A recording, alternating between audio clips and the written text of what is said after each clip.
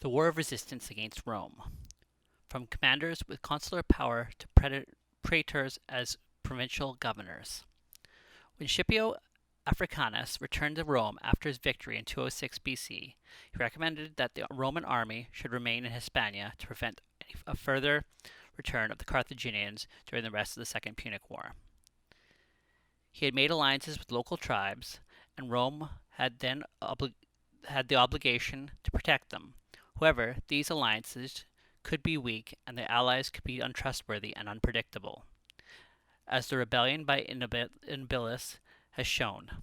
Therefore, the continuation of the Roman military presence was needed. After the end of this war, the Romans decided to remain in Hispania rather than withdraw. The action Scipio Africanus had taken had laid the foundation for the permanent presence. He had established permanent garrisons at Terrico, Cartanova, and Gades. He had founded the colony of Italica to settle wounded Roman veterans. He also changed the Roman army in Hispania from one financed by Rome to a self-sufficient army. He did this through war booty and collections of food, clothes, and other supplies from the local tribes that had rebelled against the Romans. He also had grain collected for export to raise money to pay soldiers, and requisitioned food and clothing for the soldiers. There must have been steps to encourage some areas of Hispania to produce grain for the Romans. Livy mentioned that when Scipio Africanus campaigned in Africa a few years later, grain from Sicily and Sardinia, which were major producers of grain, but also from Hispania, were sent for Roman troops there. Probably some farming areas were originated towards producing crops to export to Rome, particularly in the fertile valleys of the river Ebro in the northernmost east coast, and Baetis is to the south. The presence of Roman soldiers and traders must have started the process of Romanization. New products and technological innovations were imported. Initially, the mentioned requisitions occurred in a ad hoc manner.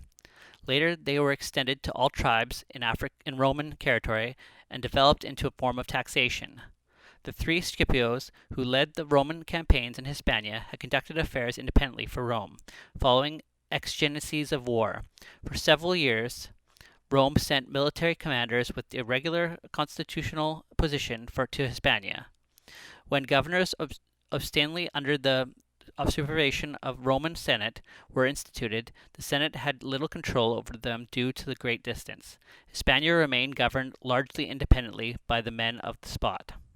This left Hispania in the hands of governors and officials who were inexperienced due to the lack of knowledge of the provinces and their local people, and to the short duration of their offices. It led to abuses, exploitation, and harassments of the local peoples. The Senate tried to address this, but failed. The largely unsupervised Roman officials and entrepreneurs became greedy as local resources provided opportunities for enrichment. This was a breeding ground for discontent and rebellion. In 205 BC, after Scipio Africanus returned to Rome, Lucius Cornelius Lentulus and Lucius Manlius Acidus were sent to Hispania with consular power, without magistry, without holding public office. This is a constitutional oddity. Normal governors of Roman territories, with their praetors and propraetors, or proconsuls. The latter were praetors, or consuls, who were assigned to a governorship after the year in office, or whose imperium, the power to command an army, was extended. The offices of the consuls and praetors conferred the power to the command of the army. Therefore, Lentulus and Acidus were sent to Hispania without holding the usual public office, but were given proconsular power so they could command the armies in Hispania. This gave the Roman territory in Hispania a somewhat unofficial status. The two men had just the status of military commanders. The manner of the appointment is not known. The constitutional oddity continued for 7 years, until 197 BC, when the two provinces were created in Hispania, and they were assigned to two praetors, as per normal procedure. It looked like Rome may have improvised when she retained this new territory, and that the status of the form of administration was regularized after 7 years. Cornelius Lentulus and Manlius Acidinus stayed in Hispania for a usually long time. Livy wrote that their command was extended in 202 BC. He does not mention what arrangements for the previous extra 2 years were. Probably the two men were sent without a clear term of stay, and this was looked into when they had been there for quite a while. In 201 BC, the question of who should take their place was put to assembly of the people. This was an unusual procedure and was probably a way to give a mandate to people being sent to Hispania without public office. The reason why the irregular system was continued is not known either.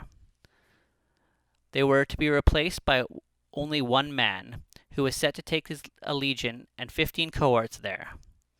The outgoing proconsuls were to bring home the veterans who had spent a long time in Hispania. Livy did not say what the outcome of the vote was. Only Lentulus went back to Rome. He arrived in 200 BC.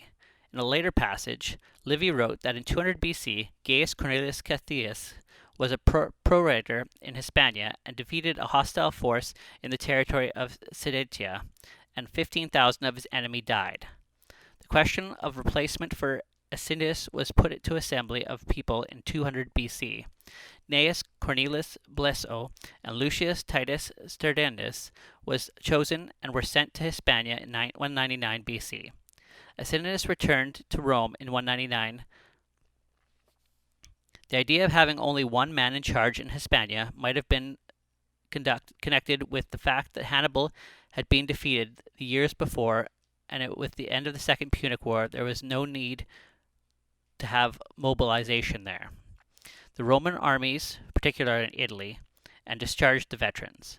In 199 BC, the praetor Gaius Sergius was given the task of organizing the distribution of land to the soldiers who had served for many years in Sicily and Sardinia and Hispania.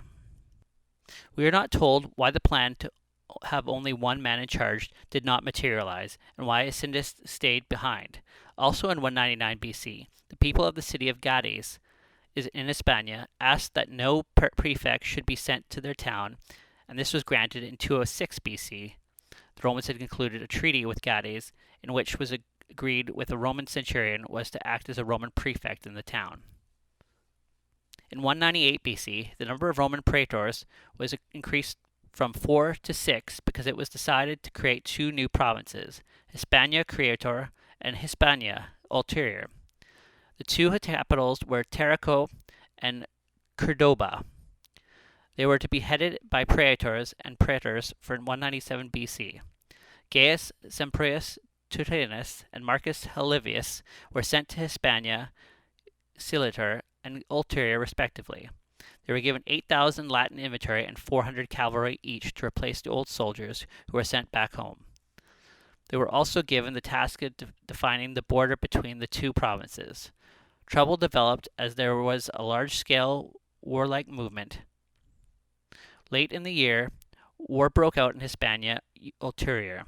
Helvius informed Rome about the two simultaneous but independent rebellions by two chiefs in the area of the river Bates, Colchis and Licinius. The former was supported by 15 fortified cities, and the latter was supported by 2 strong cities, Carmo and Bardo, the Molosini and the Sextini, and the Beaturia, an area between the rivers Baetis and Gordinia.